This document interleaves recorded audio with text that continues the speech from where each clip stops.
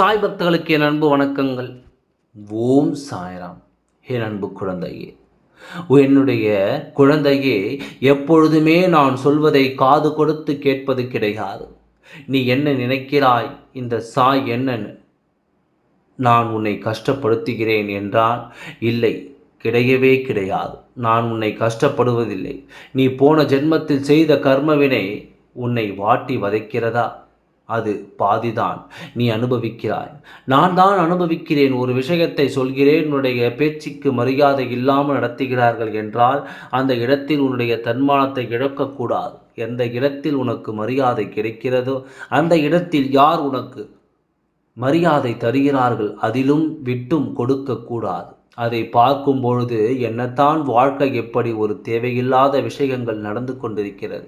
உன் வாழ்க்கையில் நான் எதை செய்தாலும் இதை சொன்னாலும் இல்லை சாய் பொய் சொல்கிறேன், இது எல்லாம் செய்ய மாட்டார் என்ற, ஆனால் நான் சொல்கிறேன், உன் வாழ்க்கையில் யாருக்கு மத்தியில் உன்னை நான் தலைகுனிய வைத்தேனோ அவர்களுக்கு மத்தியில் நீ தலை நிமிர்ந்திருப்பாய். அவர்கள் தலைகுனி வாழ்க, இதுதான் வாழ்க்கை, இதை நான் செய்வேன். உனக்கு நிறைய பிரச்சனைகள் இருக்கிறது, அதாவது யாருமே வந்து உதவியால் செய்யவில்லை.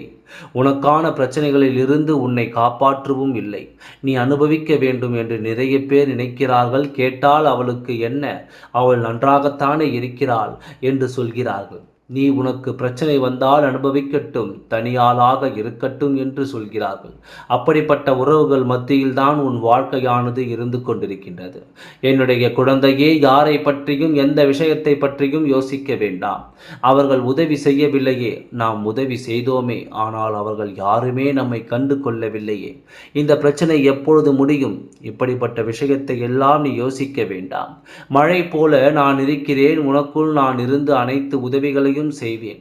எந்தெந்த நேரத்திற்கு எப்படியெல்லாம் யோசிக்க வேண்டுமோ அப்படியெல்லாம் யோசித்து உன்னுடைய மனதுக்குள் புகுந்து அனைத்து விஷயங்களையும் நல்வழி நடத்தி காட்டுவேன். நீ இந்த சாயை சாதாரணமாக ஆள் என்று இடை போட்டு விடாதே. சீக்கிரமாக இந்த சாய் யார் என்பதை நீ புரிந்து கொள்வாய். நான் உன்னுடைய அப்பா, உன்னை எந்த இடத்திலும் உன்னை குறைவாக இடை போடவே மாட்டேன். சீக்கிரமாக உன்னுடைய அனைத்து காயங்களும் விலகும், சந்தோஷங்கள் பிறக்கும். சிரித்து நீயும் உன் குடும்பமும் நிம்மதியாக இருப்பீர்கள்.